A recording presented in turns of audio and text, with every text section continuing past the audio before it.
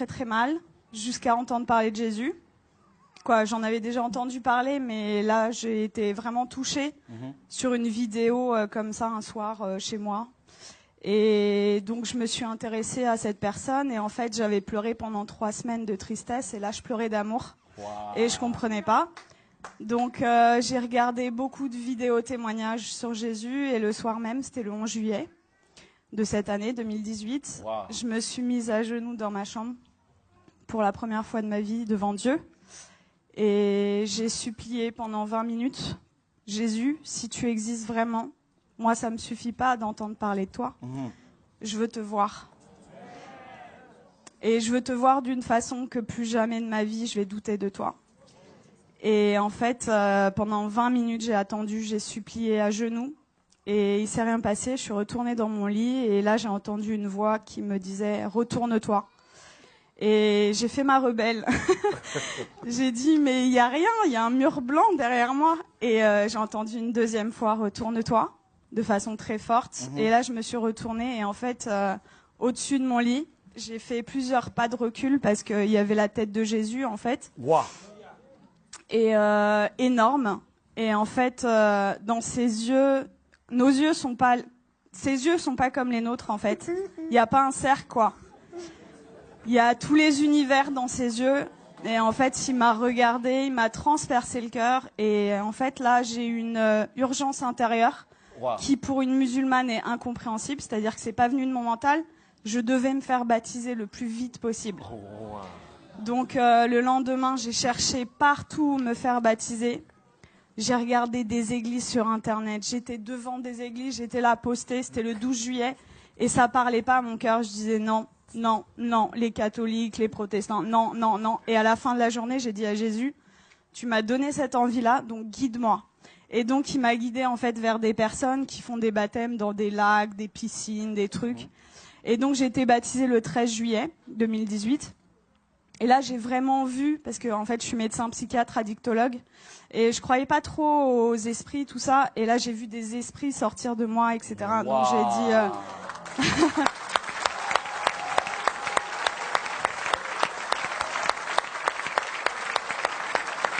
Est-ce que ça vous dérange de venir un peu?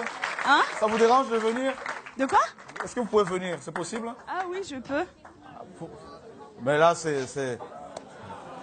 Quand on parle de Jésus ici, là... Wow!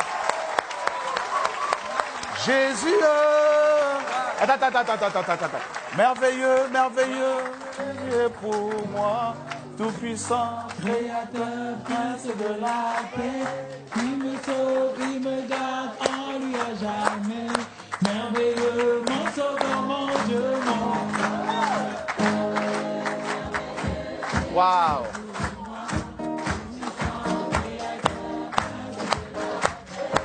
Il me sauve, il me garde en lui à jamais. Merveilleux, merveilleux, Jésus est pour moi, puissant, créateur, prince de la paix. Il me sauve, il me garde en lui à jamais. Merveilleux, merveilleux, Jésus est pour moi, tout puissant, créateur, prince de la paix. Il me sauve, il me garde en lui à jamais.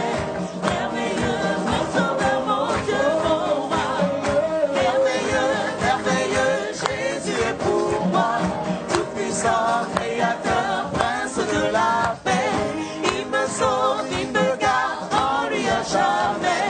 Merveilleux, mon sauveur, mon Dieu, mon roi.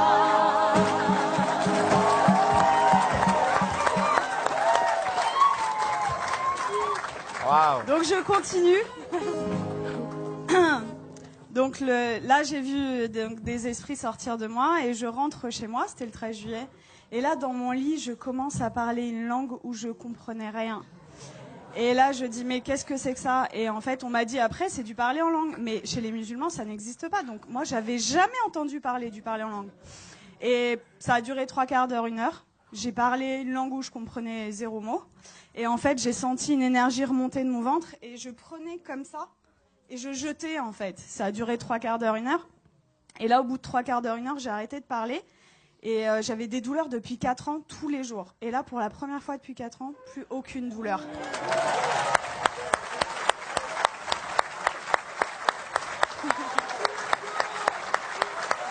Wow.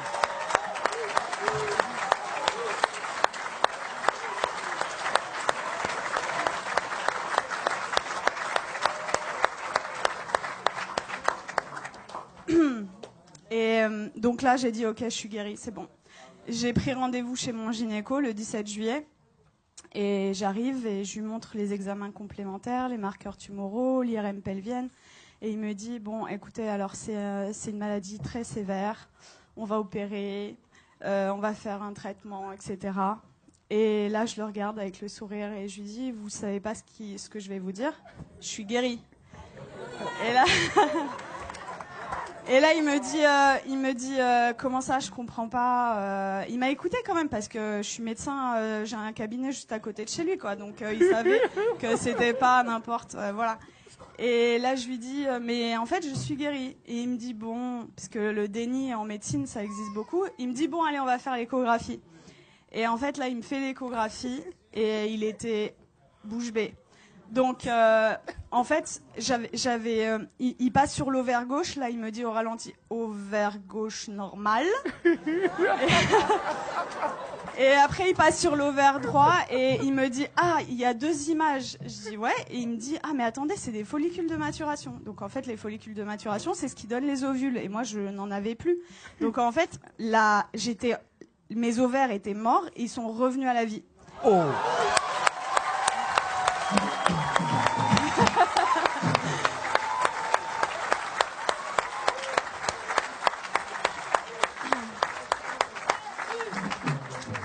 Et là, il retire la sonde et il me dit, vous vous rhabillez, vous allez m'expliquer ce qui s'est passé. Et du coup, je lui raconte en gros que j'ai rencontré Jésus 6 jours avant, qu'il m'a guéri et tout. Et il me dit, bon, écoutez-moi bien. Moi, je crois en Dieu, donc je pense que c'est possible. Je suis juive, donc je pense que c'est possible. Mais vous êtes médecin, attention, gardez ça pour vous. Et là, je lui ai dit, j'ai rigolé. Je lui ai dit, c'est impossible. Je lui ai dit, je veux que le monde entier...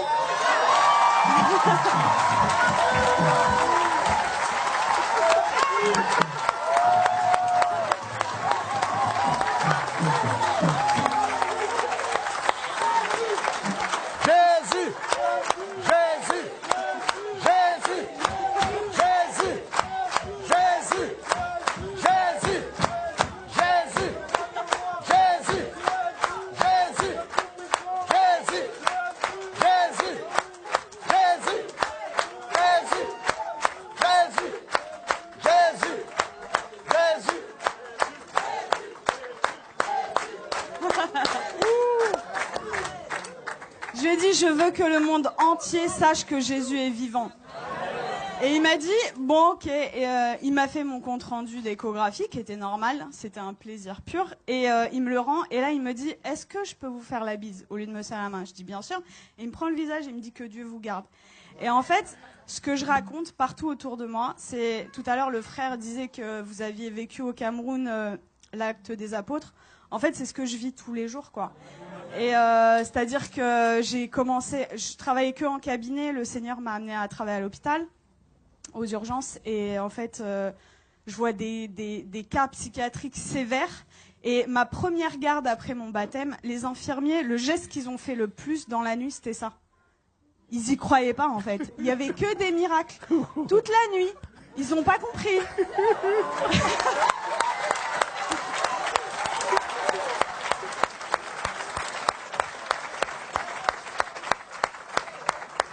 Et en fait, partout où je vais, partout où le Seigneur donc est avec moi, il se passe des miracles. Et c'est ce que je dis, en fait. Moi, ça fait que 2 mois et demi que je suis chrétienne.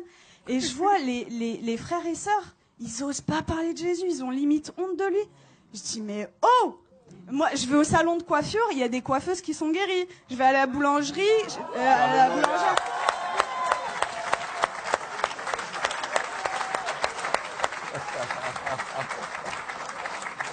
En fait, j'aime beaucoup cette expression. En fait, je dis que le Seigneur, c'est l'antidote à tout. Et le monde entier a le poison. C'est-à-dire qu'ils connaissent pas Jésus. Moi, j'ai 33 ans. J'ai attendu 33 ans pour qu'on me parle de Jésus. Mais attendez, mais moi, j'aurais voulu que quelqu'un vienne me parler de Jésus. Vienne me dire, mais attends, la solution à tous tes problèmes, ton malheur et tout, c'est Jésus la solution. Mais personne autour de moi. J'avais aucun chrétien autour de moi. Donc, dans ma famille, ils sont tous musulmans et quelques personnes athées.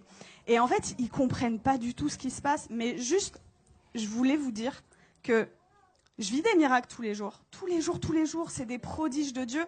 Je vais vous raconter juste, il y a quelques jours, ce qui s'est passé parce que je dois choisir et je peux pas tout vous raconter. Donc, il y a ma famille qui était en Algérie pendant tout l'été. Ils sont rentrés et il y a mon oncle, en fait. Il a de l'arthrose sévère au genou. Et je suis arrivée, j'ai raconté ce qui s'était passé cet été, et ils m'ont dit « Ouais, c'est bon, t'arrêtes de nous parler de Jésus. » Déjà, ils ont été tolérants, ils ont accepté d'écouter. Et là, je vois en fait mon oncle, il boite, il a de l'arthrose. Et là, je lui dis « Tonton, est-ce que je peux prier pour toi ?» Il me dit non. Et ma tante, elle lui dit « Bah pourquoi, qu'est-ce que t'as à perdre? On va voir si ce qu'elle dit est vrai. » Je dis « Ok. » Et là, le Seigneur m'a donné le verset, vous savez, où il ressuscite une femme et il fait sortir tout le monde, en fait. Donc, en fait, j'ai pris mon oncle, je l'ai sorti du salon, et j'ai prié pour lui, et en fait, je lui dis, t'as mal à combien? Il me dit, à 7 sur 10. Il boitait. Et donc, je prie le Seigneur, et le Seigneur le guérit. Il me dit, mais j'ai plus mal du tout. Et là, il commence à courir dans toute la maison.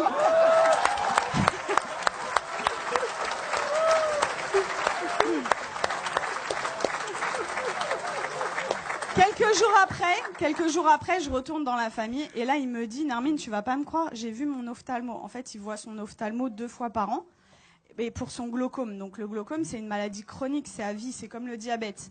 Et il me dit « L'ophtalmo, il a pas compris, j'ai plus de glaucome. »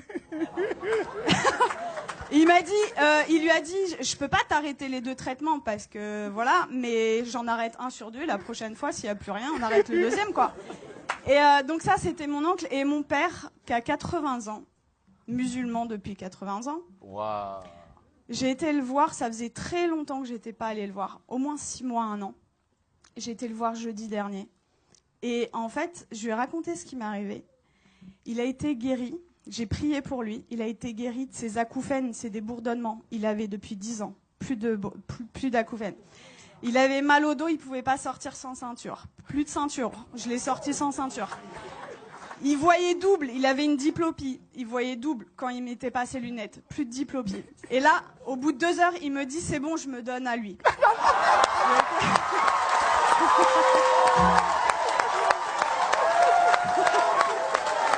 Jésus.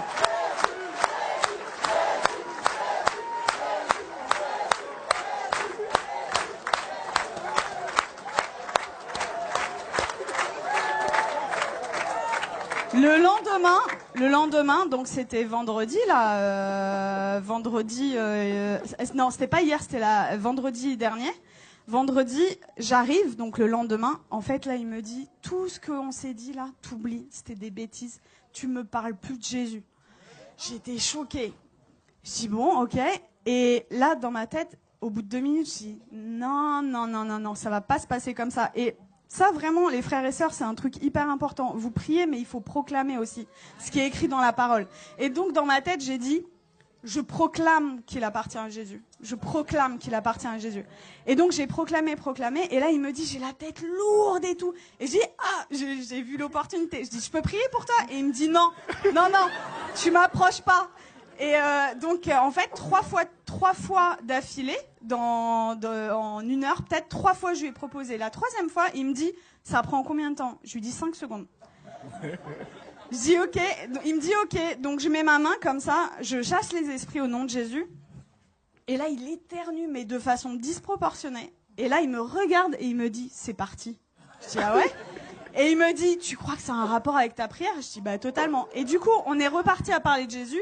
Je l'ai sorti, on est parti manger ensemble. Ça faisait 20 ans, ça faisait 20 ans qu'on n'était pas sortis ensemble. Et en fait, je lui ai parlé du baptême dans l'après-midi. Et dans l'après-midi, il me dit, ok, je suis ok pour être baptisée. Donc là, j'étais là, j'ai dit, je vais te baptiser dans ma baignoire, mais je voulais pas le faire toute seule. Donc j'ai écrit à des frères et tout, oh, mon père, il veut se faire baptiser, qui sait. Et du coup, j'ai un frère qui est venu, et à 21h vendredi dernier, j'ai baptisé mon père.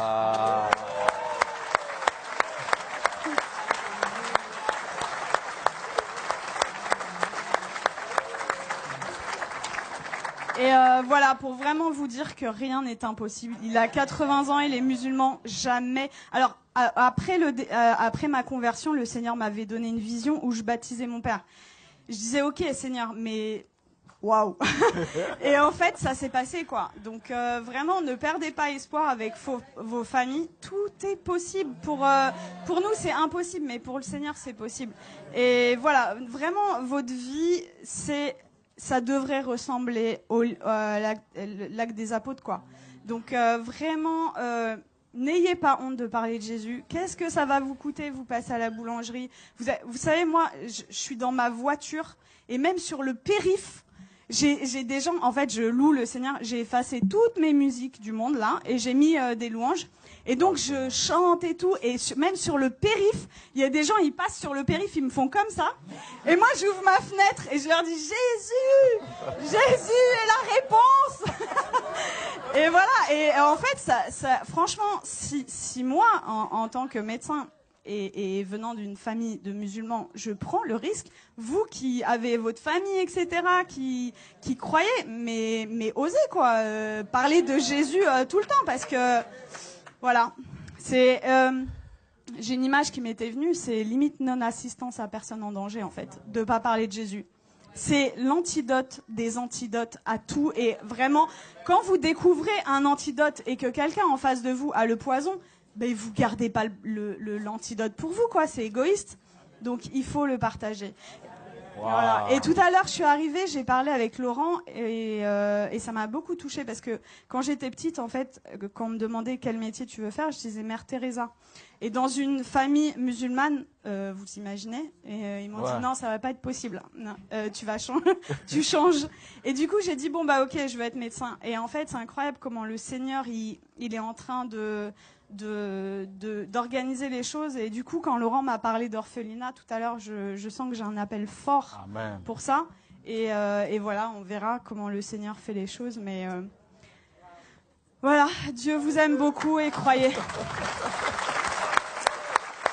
Alléluia.